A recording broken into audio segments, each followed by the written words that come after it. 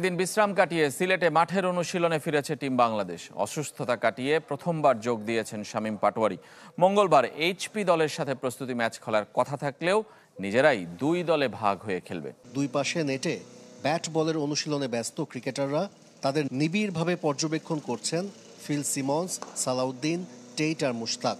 তাদের দিকে তাকিয়ে অলস সময় পার করছেন জেমস পেমেন্ট।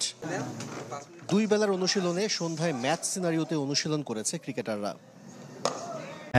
আগামীকালকে বাংলাদেশ দলের একটা আজকে এই মুহূর্তে ম্যাচ সিনারিওতে ব্যাটিং হচ্ছে। আগামীকালকে একটা প্রস্তুতি ম্যাচ আছে, বলা হচ্ছে বিসিবি এইচপি দলের সঙ্গে। আমার মনে হয় সেই প্রস্তুতি ম্যাচের জন্যই আসলে ক্রিকেটারদের রেখে দেওয়া হয়েছে। এর বাইরেও যারা সিলেটেড ক্রিকেটার আমি দেখছিলাম, রেজাউর রহমান রাজা, তিনি ইন্ডিভিজুয়ালি এখানে রানিং করছিলেন। অর্থাৎ যারা স্কোয়াডে নেই তাদের অ্যাগেনস্টে যারা স্কোয়াডে আছেন তাদের সঙ্গে একটা প্রস্তুতি ম্যাচ হবেন।